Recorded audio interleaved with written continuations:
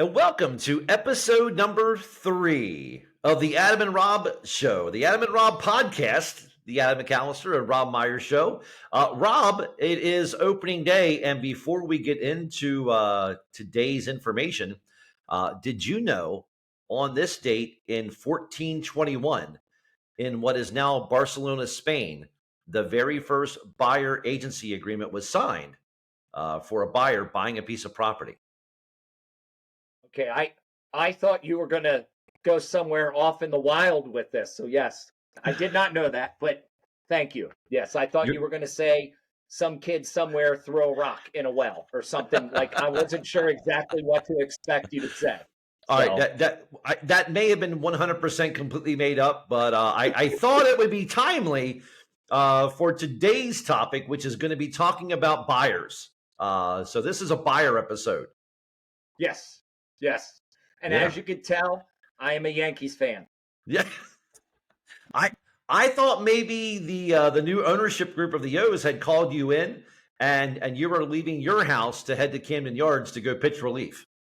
Well, I mean, they did say they're dedicated and committed to bringing a title. So, of course, you would think, call me. Not really. No. All right. So if you were going to, if you got the call today, and they said, "Hey, Rob, we need you in uniform here in Baltimore," what position would you feel most comfortable filling in for? Well, because right now I looked at my picture and I look like I could actually be doing an interview, sports style here. The position that I think I would be best suited to play, and this is only because of years of experience, lots of training, the cardio regiment that I'm in, bat boy. That would be the best position. Yeah, that would be, excuse me, sir, is this your bat? Okay, let me put that back for you. I think that's the best way I could help the team. Is that Bat Boy? I mean, Bat Boy. You're Batman. Batman. Batman. Yeah, I kind of like that. Okay. You and Michael Keaton. That's correct. Although he played it better. Yeah, he was the best Batman. He, without a doubt, the best Batman. Batman that surprised you the most? Matt Damon. Matt Damon? I just wanted to see if you'd follow me down that rabbit hole. I thought maybe you were going with Matt Damon's BFF, Ben Affleck. Ben Affleck, that is who I was going with. But I just wanted to see if you would jump down the rabbit hole with me. You did it. You left me hanging there high and dry. So I appreciate the awkward moment that we all got to experience together. But Ben Affleck 100% surprised me because when they announced he was going to be Batman, I went, and then when I saw the movie, I went, okay. All right. It was good. Yeah. Look, it's George Clooney. That was the worst Batman for me. Yeah. I think for me, Val Kilmer. I think Val Kilmer for me was the worst Batman. You know what? They're probably a close tie to each other because I thought they were both forgettable. Obviously, Val Kilmer was so bad, I totally forgot he played Batman. Very true. All right, so you're not filling in as Batman or pitching relief today. So I am going to put you in a role or roles that we're both very familiar with, and that is roles of helping folks buy homes. Yes, and it is opening day, which means the spring real estate market is indeed in effect. We are now in our opening day, if you would, for the spring market because if baseball's in play, it's springtime, and that is the magical time of the year when everyone thinks that now's the time I've got to buy a house. Yes, if you will, it is in full swing. It is. and who will be first on deck to purchase a home? No, I don't think so. No? Okay, we're not. All right. I'm not doing the who's on first, what's on second. I don't know. Third base. I'm not doing it. Not doing it. We'll be here for 10 minutes. We will be. I saw you throwing it out there going, oh, come on. Oh, just wait. So for our buyers avoiding to be in a squeeze play, how about that? We can continue the baseball euphemisms throughout this entire episode. There we go. So today's goal is, if you're a buyer and you're thinking about buying a home, here are some things that you need to be thinking of and really need to be prepared for. And I know when we talked the other day, for you, this was more of a buyer beware episode, buyer beware information. So let's Yep. start there. If I'm a new home buyer, or even if I'm a second time or third time home buyer in the current market of things, what are some things I need to be prepared for? What are some things I need to be ready for to be successful in today's market when buying a home?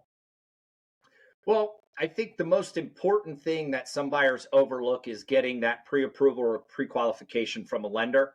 That is really the best place to start.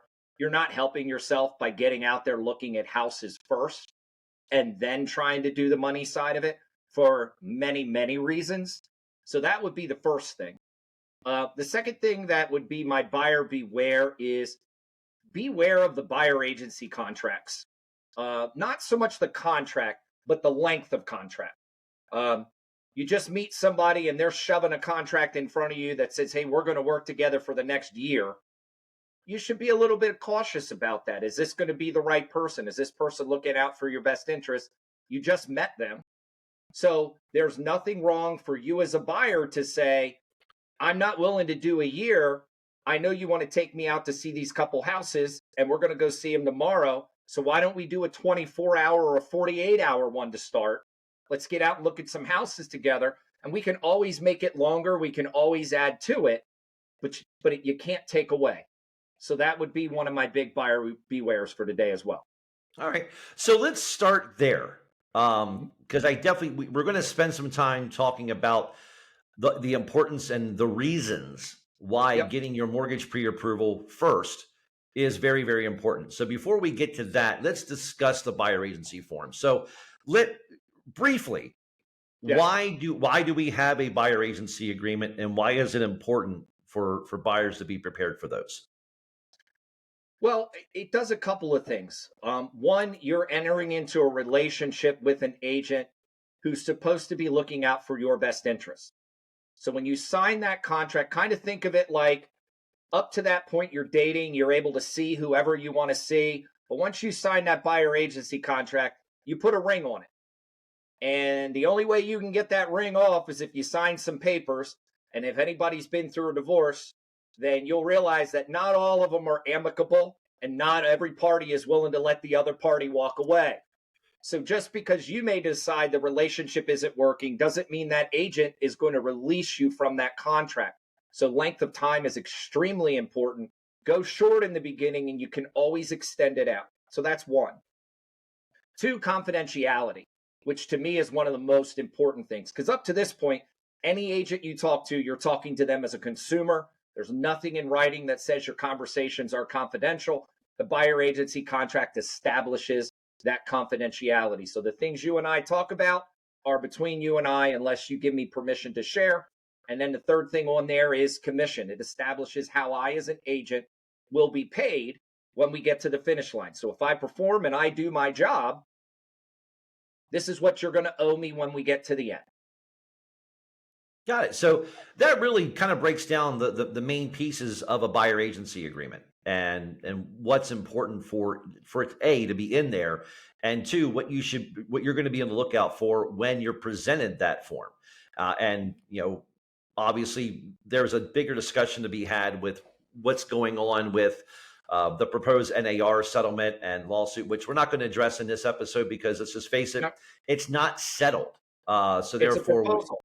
it's a proposal. So Nothing we're to not talk going to get about into here. the meats and potatoes of what that is, because we don't know exactly what's going to be happening there. But what we can tell you is that that buyer agency form is going to be front and center for every home buyer. Yeah. So when I guess the one statistic that is out there is, I believe it's right now over 80%, almost 90% of home buyers work with the first agent who picked up the phone. So if I'm Yep. on a website, this and we'll use the big 9,000-pound gorilla in the room. You're looking at homes on Zillow, and you go, "Oh, I want to go see this home," and you hit contact agent. The first person who picks up the phone and says, "Hey, I'll show you the house," may not be the best person to be your buyer's agent. It, And I think that speaks to why, if you're going to be signing a form, you don't want to do it for a long period of time. You want to, as you just said, this is dating. Not Mhm. every person you date is going to be marriage worthy. Right. And think of it this way: the first person to answer the call or the first person to get back to you, all that says about them is they're quick to answer their phone. They, Doesn't they mean were, they're always going to be doesn't mean they're always going to be quick to answer their phone. It means they're quick to answer their phone with a potential new client. right. So you might go, "Wow, it didn't even ring and they're already getting back to me." You will find that some agents react differently to a new sales lead versus an existing client. And the only way you're going to know how they're going to treat you is over time. And I do believe the buyer agency contract is important to both parties, but there's nothing that says you have to agree to a 6 month, a 12-month contract to somebody you just met. You are able to, it's a negotiation. You are able to counterpropose as a buyer and say, I'm not willing to do that, but I'll give you 24 hours. I'll give you a week. I'll give you a month. So just understand you don't have to go with the length of time that's being proposed to you. Nor do you have to even go with that agent. You're Correct. you're not forced to sign anything with anyone until you're comfortable. I know for the longest That's true. time, we for me, in the almost 14 years of this business, a lot of times I'll still do the, in air quotes, gentleman's agreement. If you're agreeing, you go, hey Adam, I want to work with you and all that, great. Then I'm going to take you through this, and then when we hit the pertinent time, then we'll sign the buyer agency agreement. And a lot of times that is at the time of contract signing. Mhm. But I know we're going to be adjusting the way we do business because of the changes that are coming here very soon. So, what are some of the reasons why a buyer may not want to work with that initial agent who picked up the phone first? Oh, that's a good question. I'm not sure exactly what might motivate a buyer. Um, this business is a relationship business, so I view that initial communication, that initial showing. This is a chance for us to get to know each other. For one, for you as a buyer to make sure that I'm a good fit for you, but also to make sure that you're a good fit for me as an agent. There's a reason there are so many agents in our industry, and that's because we all have different personalities, we all have different styles, we all have different approaches. At the core of it, it's the same. But you and I, we use sarcasm and humor a lot in everything that we do. That is the founding block, the cornerstone of what we built in the last 11 years. So there are some agents who are not going to feel comfortable with humor and sarcasm. There are some clients who are not going to feel comfortable.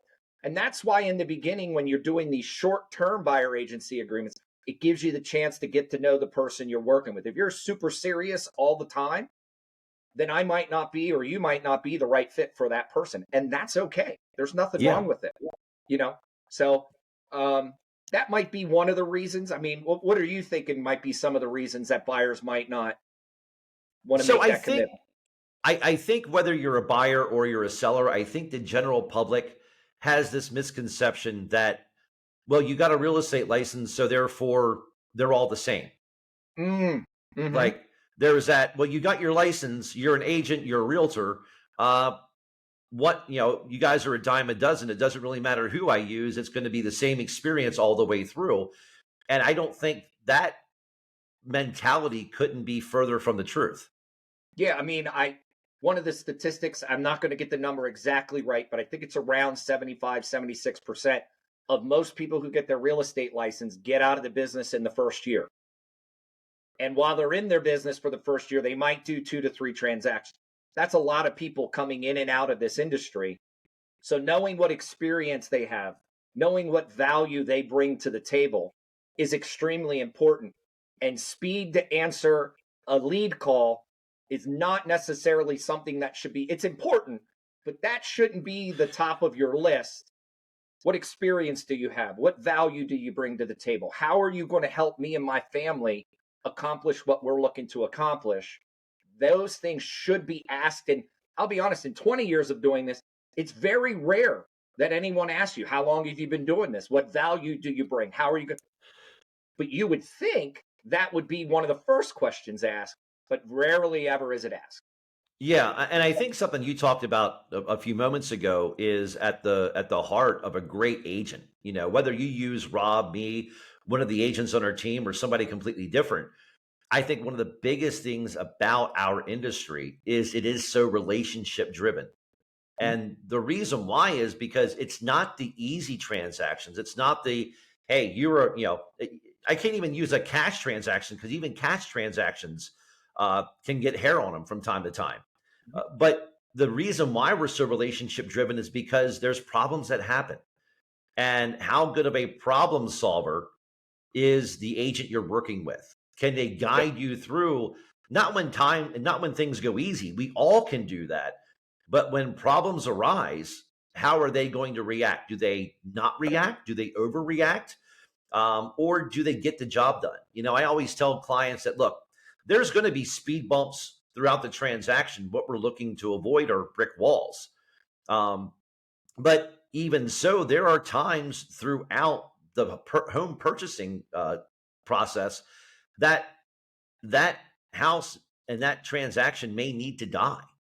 You know, Yeah. we may get into an inspection issue that is just too big that we weren't able to see on the front end, that an inspection reveals you. You're going, yeah, even if they fixed it, I'm not comfortable with putting my family in this house and making a mortgage payment on this thing for the next 30 years. Let's move on. And do you have someone who is going to properly represent you and properly represent your interests in that transaction when those things come up? So one of the things to consider as well too is there is a difference in value between I would put agents in one of three categories. I'd put them in as the hobbyist, the person who's in the business so they can get some extra money for shopping and vacationing and all of that. There's the part-time agent, and I'm not knocking any of the people who choose this. I'm just doing it from an experience standpoint. There are the people who do this part-time, so they do it on some evenings and weekends. They're looking to maybe do a transaction here or there. And then there are the full-time people like you and myself, who this is it. This is where the rubber meets the road. The reason that's important is because if you have an agent who's only done 6 transactions last year, that means they've done one transaction every 2 months. Or if you have an agent who's doing 2, 3, 4 transactions a month, who do you think is going to come across the problems more? Who do you think is going to be better at the problem solving more? Who is going to have seen more? Not to steal an insurance company's thing, but we've seen a thing or two. So therefore we have more things in our arsenal to be able to advise a buyer of, hey, we've seen this happen before. This is what we've seen, how we've seen it work out. So experience is always has been, but is going to be more important now than I think it ever has been, especially on the buyer side of things. Oh, without a doubt. And also keep in mind, you know, it's just like when someone's like, oh, I want to start investing in real estate. Well, how? How do you want to invest? There's lots of ways to do real Right. estate investing. There's also different types of real estate when you're buying a home. You may be working with an agent who's well versed in first time home buyers, but has no idea what is involved when you're dealing with new home construction. And vice versa. You may have an agent who all they have done is new home construction. So working with somebody on a resale, they really don't come across all that often because it's not their bread and butter. So I Right. always say, you know, when you're shopping around, you're not only shopping homes, you're shopping agents, and don't be afraid to Yep. interview multiple agents. And I'm never afraid to interview with other agents to be your agent for to go back to something you said. I want to make sure we're a good fit because for the next 60, 90, 120 days, sometimes longer, we're going to see each other and be in conversation with each other, sometimes more than you are with your own spouse or significant other. So Yep. we become that temporary member of your family. And let's face it, there are members of your family you may not want to hang out with, but your friends, you choose your friends, just Right. like you should be choosing your agent and asking Well, deeper questions. there's a reason you do your videos in their Uncle Adam's tip, because everybody has a crazy uncle. And Exactly. you're our crazy uncle. That's exactly right, baby. So So yeah, if you're a home buyer and you're thinking about buying a home, something you definitely want to do, something we highly recommend is interview other agents. One of the I would say probably a recommendation I wouldn't give is don't post on Facebook, don't post on social media. Hey, does anybody know a realtor? Because unless it unless you want to see your Facebook thing blow up and you want to see every agent within a 780,000-mile radius blow up your feed as to why they're the next best thing since sliced bread. Then do absolutely. it. By all means, if you're looking to meet new people, post that. If you are looking for high engagement algorithm on Facebook, Yes. there is Yes. not a better way to get more engagement to boost your page than, Yep. hey, I'm looking for a realtor. Yes. That is 100% true. Hey, if Yeah, I could circle back just for 1 second. sure, You had circle. mentioned about the gentleman's agreement and about Yes, signing the buyer agency contract when you're putting in that first offer. So just so people understand, we need that form signed in order to submit the offer on your behalf. Now, there's one thing that I believe agents don't do a great job at, and that is when they're going through the paperwork. If they've done that gentleman's agreement, they're now writing that first offer, and they have them sign and go over the buyer agency contract. There's a lot of times where I think buyers don't understand that the buyer agency contract lives beyond the offer. So, correct. so pay close attention to the date they're putting in as the end date, because some agents may just be shoveling papers in front of you. They shouldn't be, but they might. And you may think, well, this buyer agency contract is only relevant to the offer that I'm submitting, when I'm here to tell you that buyer agency contract lives beyond the offer until whatever date is written on there, and the maximum length of time they can be is 1 year. So if you're not sure that that's the right agent for you, but things are moving super fast and you want to get in an offer, maybe you make that buyer agency contract the length of the offer date, or you make it for a week, because as long as you have it, if your offer is accepted, again, you can always extend it. So do be careful when signing a buyer agency contract while you're signing all your other paperwork to get your offer in, and understand that is never provided to the other agent. That has nothing to do with your offer from a presentation standpoint. It is strictly the contract you're creating between you and the agent who's writing your offer. Yep. And I would also say with that, as a buyer, if there's someone else involved in the purchase, spouse, significant other, business partner, whoever it might be, if it's you and one other person, the pair of you Checkout need to guy at be Walmart, checkout whoever. guy at Walmart, the bagger at Giant, giving you real estate advice. What We've had giant them are you all. going to? I Yeah. haven't seen a bagger at Giant in years. They make me check myself out now too. You got a bagger at your Giant? You guys are living uh, large in Hanover. I see how it's going yeah. over there. Yeah, baby. Big time it over here. But you guys want to be you want to be in agreement with your agent. And I'll give you a prime example. I had taken a call a couple of weeks ago from someone who was looking at homes. We had a showing booked and got back to them and said, hey, they've approved the showing. And then got a call back the following day saying, oh, my other half was also online, and they booked another showing with another agent. And I'm going to lean on their decision, even though neither one of them really knew either one of us.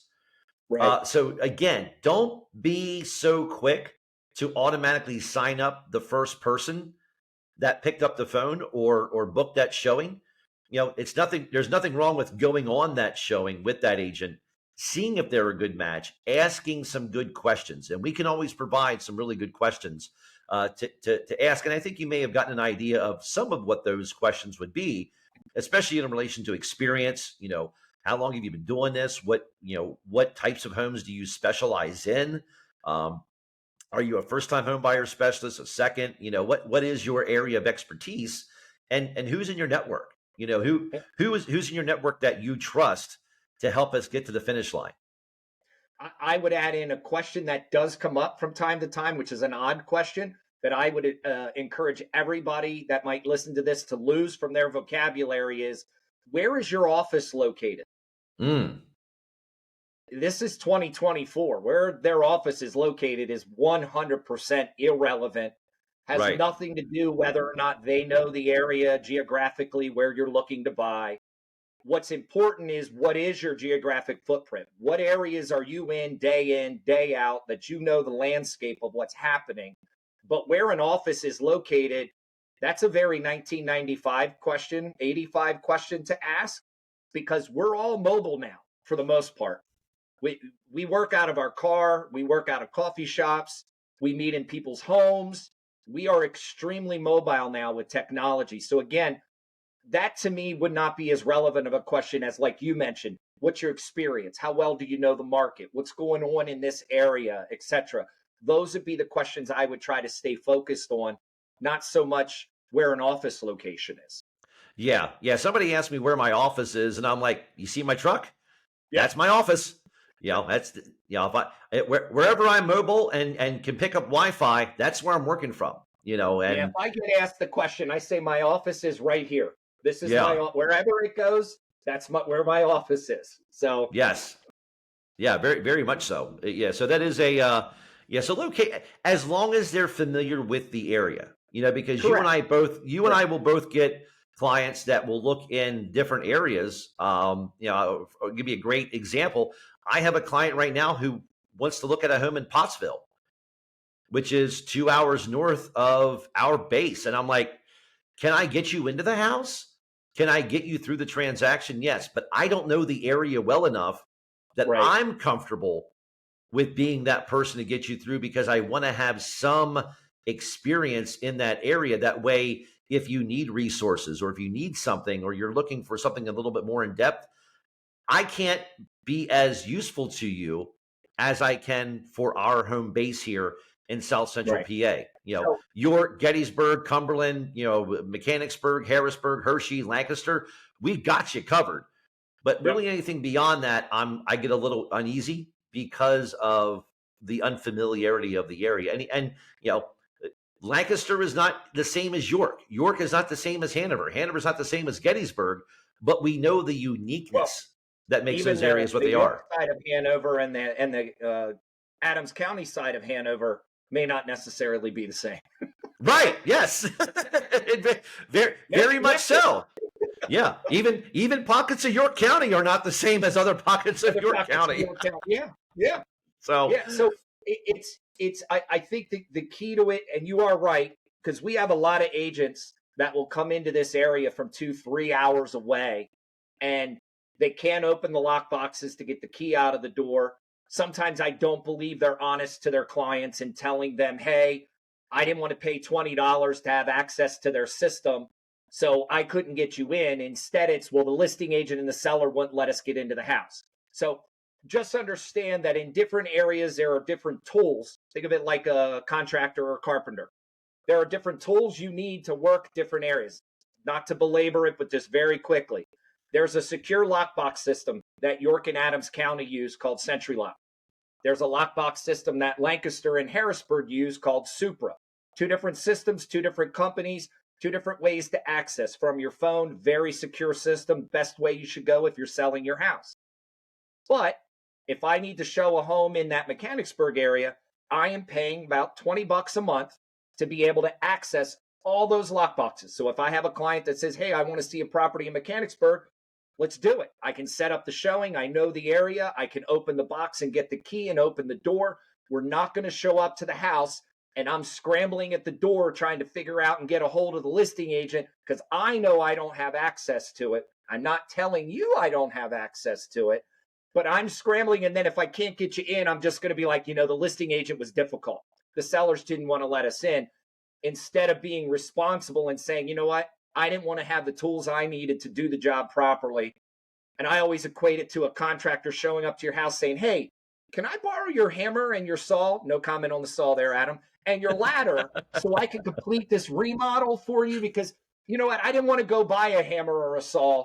I just would rather borrow your tools if I can. To me, it's the same exact thing. So asking the right questions of, Is this an area you service? Are you knowledgeable? Are you able to get in the lock boxes to get us in the properties with no problems? No problems is a loose term because sometimes the boxes don't work, but that's a whole different conversation. So sometimes it's wintertime and those damn things are frozen. Yes, yes. It's Very true but story. yeah, I think those are all really good questions that as a consumer, as a buyer, these are questions you should be asking when you're interviewing agents that you want to trust you, your family, and by far your biggest financial investment into the place that you're going to call home every single day. And that kind of leads me into the next part of our conversation, which is you're buying your home. This isn't a car. People buy cars all the time. Every couple of years, somebody's going to be buying a car. It's not a pair of shoes. You may go buy a pair of shoes every single month. It's not insert consumer item here. Or if they're you're going to buy a pair of shoes every 6 months. Or if there are certain shoes, or never. Or never. The money is there, but it's letting it out of your fingers. Never mind. Go ahead. I'm sorry. Hey, I digress. Some of us are true Pennsylvania Dutchman misers, and we don't. Yeah, it's. By the way, you literally hear the money squealing as it's coming out of the wallet and going. That's right. So with that in mind, as a home buyer, as a consumer, do not treat buying a home the same way you do every other item that you purchase, because it's not. This is your biggest financial investment. It's the most strenuous purchase you're ever going to make. No one's going into 3 weeks of underwriting for you to go buy a pair of sneakers. And if you are, you probably should seek some professional help. So with that in mind, you want to be prepared on the front end, and that's where having that pre-approval done first is so vitally important. Rob's, hang on. Now we're playing a game of hide and seek. I'm not sure what Rob's doing. I was going to try to find those gold sneakers. Oh yeah. Let me. Well, I also have this this book that Lee Greenwood is. Well, and if anybody is interested, for the low price of $99.95, we will autograph any book that you would like us to autograph and sell it to you. So almost any book. Almost any book. Yeah, almost any book. Yeah, that's true. Very true statement. Almost any book. So going back here to the point, which is get your pre-approval. Be the strong in the market that we've been in now, and the market that we're in for the foreseeable future. As competitive as it is, you want to have all of your finances ready to go on the front end, because you don't want to be in the middle of purchasing a home only to find out that, oh, wait a minute, I just found out my credit score isn't what it is to be able to buy a home. And meanwhile, I went and looked at a dozen homes. Yep. Or there's something hanging out, there's taxes that I owe that weren't paid a year, 2 years ago that I've got to get settled. Otherwise, I can't purchase the home. 14, 15 years ago. Right.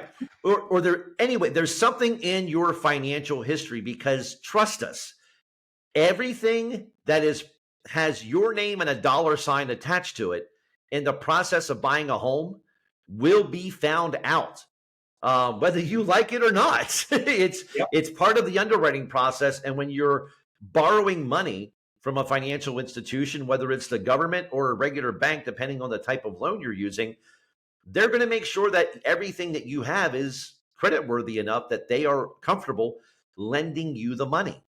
And so we're going to take some time here and talking about how vital that pre-approval is and why we harp on it so much. So Rob, I'm going to give you the first one here. What is your most important part of why having that pre-approval is important? Well, I always like to let everybody know there are two big things that a lender is checking. And I think you and we like to know enough about the mortgage process to be dangerous, but not enough to be a loan officer, because I didn't choose to be a loan officer.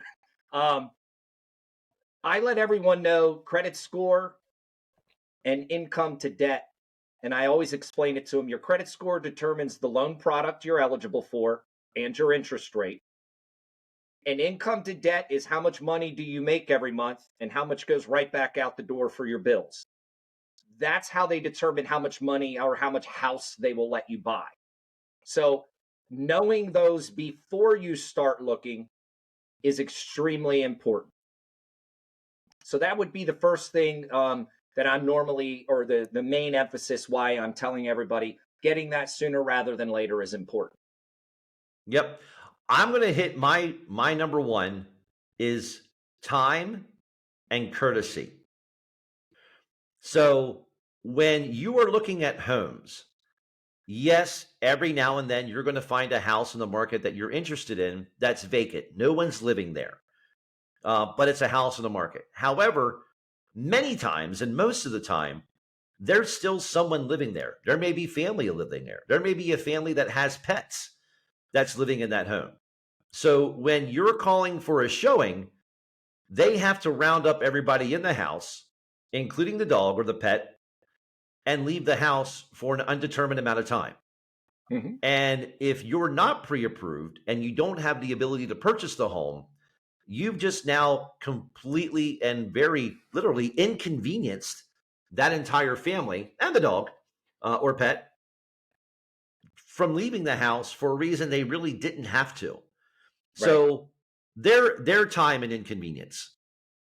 If you're contacting us, it's our time and our convenience. Because granted, we love to show you homes and get you out there and try to get you a house, but there are things we can be doing as well. We may be trying to budget times with other clients who are pre-approved and ready to buy, and spending more time with them to look at other properties. Plus, we all have families. And for the most part, we like many of the members of our family and enjoy spending time with them and hobbies and things of that nature. Not to mention, gas. I'm not sure what your mileage is, Rob, but I think I just racked up mine for last year, and I did just shy of 26,000 miles for the year. So your agent convenience and time. And finally, and most importantly, you as a potential home buyer. Because if you're spending this time out looking at homes, burning gas, driving around, checking out properties, and at the end of the day, you can't buy one because you're not pre-approved, then you're doing your own self a disservice. Yeah, it might feel good to be out window shopping, but at the end of the day, what did you accomplish? Nothing. So that pre-approval, first off, it makes it much more convenient for everyone involved, including you as the potential home buyer, to have that pre-approval. I'm going to hit number two, which is it helps set your budget and let you know what programs you can utilize. Because just like you said a moment ago, your credit score lets you know what your programs and your interest rates. There are a bunch. I don't think we've ever had a time where there's been as many buyer programs out there. I mean, I can't even, I'm looking at my hand now trying to count down through them all going, I kind of need a second hand to get through the rest of them. There's so many different first time, and not even first time, just buyer programs available that when you haven't done the pre-approval process, you have no idea what you're pre-approved for, what your budget is, and secondly, which one or which ones of those programs you can take advantage of. Because at the end of the day, I look at my job as a buyer's agent to get as much money from the seller and other entities as I can before we have to get into your pocket to help you buy the home. So in order to do that, we need to know what the background is to see which programs we can utilize, because it also helps when we're searching homes. Just because you're pre-approved doesn't mean that every home on the market within your budget you're able to buy. What kind of mortgage is it? FHA, VA, USDA, conventional? Are you using PHFA for their financial assistance? Is it a first front door where they have some requirements? Is it another program that has certain requirements that the home has to physically meet and structurally safety meet in order for us to use those programs. So there's so much that goes on and why that pre-approval is so vital. Mm-hmm. That's a You were doing good. that was a I was dynamic thinking drop of in there, buying a Monty. house and using you myself. I was like, hey, I like what this Yeah, guy has to say. that's right, baby. Let's go. So So yeah, go ahead. I think there's this misconception where you got to go out and look first because people don't understand what all is involved in the process. Um, and then the final piece I would add with as fast as properties, I mean, give your opinion, but I know my opinion. I don't see the seller market going away anytime soon. I think it will continue to be a seller market through 2024. So anybody who's waiting for the floor to drop out and the rates to drop and the prices to drop, honestly, I think you're fooling yourself. I think anybody who is feeding you that isn't paying attention and doesn't understand the problem we're in has everything to do with the supply and demand issue. We have millennials, which are the largest buying group ever in the country, itching and wanting to buy homes without no inventory to support the demand. So this is 100% a supply and demand issue. So if anybody thinks, well, it's because of rates, it honestly really isn't, because we're Mm-mm. still seeing 10, 12 offers on the same property. Rates are way better than they were 6 months ago. But if you're expecting that to fall out and you're expecting prices to drop, I really think you're waiting for something that is not going to happen anytime in the near future. And we would advise anybody, stop waiting, get off the fence. If you need to make that move, if you need to sell and buy, yes, we understand you may be sitting on a 2.5% interest rate on your current home. I know I am. It's very hard to make that. Well, maybe I'll just wait a little bit longer. But if that need is there, do it now, because the prices are going to keep going up. So even if interest rates, let's for argument's sake say rates come down another percent in 6 months. I don't think it'll happen, but let's say they do. Prices are still climbing. So yeah, you saved a percent, but you paid a lot more for the house. So how much savings did you really get by waiting? And what potentially did it cost you in waiting? Because there is a monetary value to the waiting part that I don't think we work into the equation.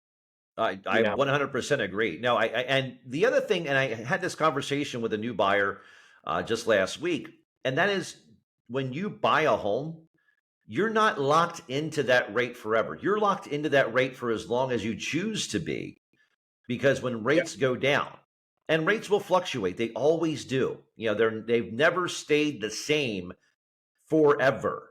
right, Just look at history. They just don't do that. When rates do go down, you're able to refinance. So that home you can afford today is that same home you can afford as long as your financial situation doesn't worsen, excuse me. right. As long as that doesn't change, that's the same home you're really always going to be able to afford. So when rates do go down, you're able to refinance that, get the lower rate. In many cases, take a little money out to go do some things you want to go do with that money if you choose to do that at the time. But you're not locked into that rate for your entire lifetime. When rates do fluctuate, when they go down, take advantage, refi, be a smart consumer. You know, look into some financial literacy. And I don't mean that in a mean way. When I bought my first home back in 1999, I knew enough to pay my mortgage. Uh, Right. but Right. over time, you learn things. You get older, you learn stuff. Take full advantage of the lending. Take full advantage of the financial education that's out there to consistently and constantly better your position year after year after year. Yeah. I think that's good advice. So, anything else that you would say as you're talking to buyers now that is important for them to know as they're jumping into this market? Without us going down another long rabbit hole, the only other thing that I would recommend is um, make sure you're thoroughly going through the property. Don't get caught up in just the lipstick. Look at the components, look at the breaker panels, look at the furnace. How old's the furnace? How old's the roof? How old's the hot water heater? Don't let a fresh coat of paint and some new carpet ooh and ah you to the point where you buy a house where now over the next 5 years you're replacing a roof, a furnace, hot water heater. Like, just beware, buyer beware. I mean, that really is 100% true in our state and in our market. Buyer beware, and know that there are investors and flippers who have no problem taking advantage of you to make a dollar.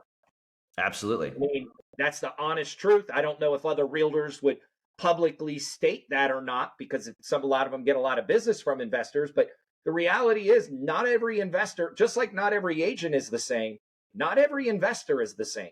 Some investors are trying to rehab and put out a really good product, but there are other investors who it's all about making a dollar. Quality is irrelevant to them.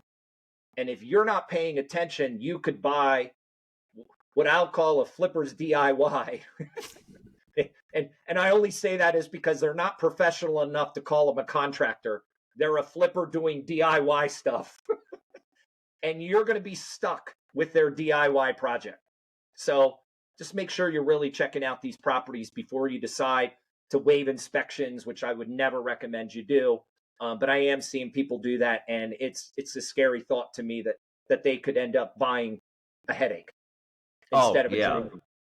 Yeah, especially if you're in that, like what Rob just mentioned, in a situation where you're super competitive and you're going, man, we're actually thinking about waiving the inspections. We're never going to recommend you do it, but we do understand when those situations come up, and it is a roll of the dice. And if it is a home that is investor owned, know that you are taking a huge gamble, because you don't know what's hiding behind the lipstick. There's. And I don't want to say investors are bad. That's not the message. The message is that anything a human being is involved in, you are going to have the good, the bad, and the ugly. Every industry, anything in life that has human beings in it, you're going to have people that want to do right by people and are going to do a good job. You're going to have people who want to take advantage of people to make a quick dollar. And then you're going to have the ugly part of it. I'm not sure exactly what it is, but daggone it worked for my analogy. So I'm using in the ugly. That's right. Well, and you're right. It's not always investors. We've seen homeowners. Oh yeah. That they're like, oh yeah, this is, that thing was new. We just had it. Yeah. And all of a sudden you get in there like, this thing's completely shot. We never had water in the basement anywhere except a foot off the floor. The paneling the whole way around it has a water stain and is swollen, but never had a drop of water in the basement. And we've owned it since the builder built it. Oh, okay. Yeah. Got it. Yeah. Yeah. Okay. No, it's a brand new roof. That was put on back in 1997. That thing's brand new. That's right. It's never leaked. Right. So, again, just beware. Be prepared. Be responsible, because you're getting ready to get into a purchase that for many folks have never done before, and is at times purposefully confusing. And that's why interviewing and choosing the right agent is so vitally important to you getting your right home.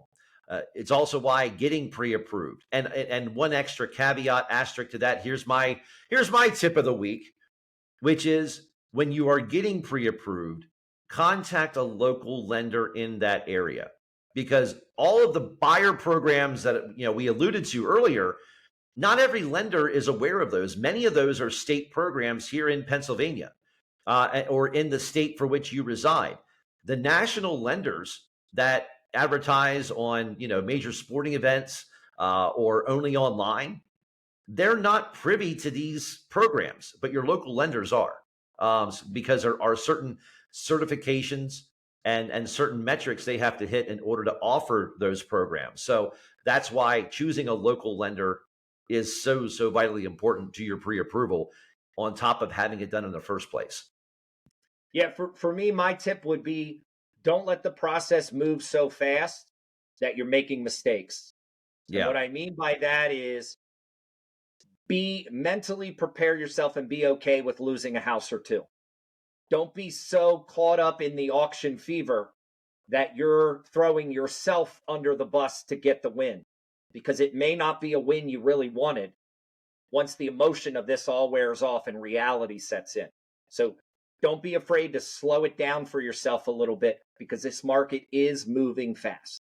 It is. And I think what you just said is important too, which is, because of the competitive nature of things, more than likely you're going to lose a few homes. You're going to put offers on the house a couple times, and you have to emotionally be ready for that. Be so emotionally invested in a house that you're like, yeah, this could be it, but also have enough separation that you go, all right, if we don't get it, we put our best foot forward. We felt good with the offer we had, and let's move on to the next one and keep the search rolling, because it's going to happen. Yep. I think at this point we're rolling on here for a while. We might be losing some people, so I think we might want to at this point put a bow on it. With this much eye candy to stare at, if you're watching this on YouTube, yeah. Yeah, well, that's true. There is a lot to look at. I'm gonna leave it at that. Well, we did forget. If you like what you've heard so far, you learned a few things. Please hit the like and the subscribe button. We will eventually learn the pattern. And you're on YouTube. If you're on Spotify and listening to this, hit the little like icon or the star icon, whatever's there. Add us into your playlist, so whenever a new episode hits Spotify, you guys will be able to be notified, and it'll pop right up there for you to listen to. Absolutely. One time, we're going to learn the strategies correctly, so we put all these announcements in the right place. So, or we're just going to continue as we go. That's how we do it. Or we're just going to continue to be us. Fire named a few times over the last 11 years. Why not do it in a podcast format? That's exactly right. And again, next week we're going to change the logo, so I don't know why you're so. Again, Mr. Myers, if someone is ready to buy a home or get their home listed, or they're looking to start investing, how do they get a hold of us? The best ways to get a hold of us is you can private message us through social media platforms. We're on Facebook, Instagram, and TikTok. You can also visit us on our website at mmtwithexp.com. I had to think about that for a second. Dramatic pause and scene. And you can also reach us at 717-885-2027. That you can.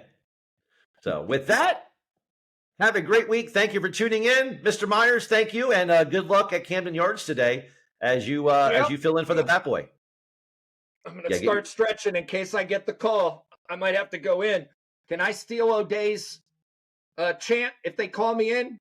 O'Day. Rob. It doesn't sound as good. It doesn't sound That good. sounds like a good way to end this episode. See you guys next week.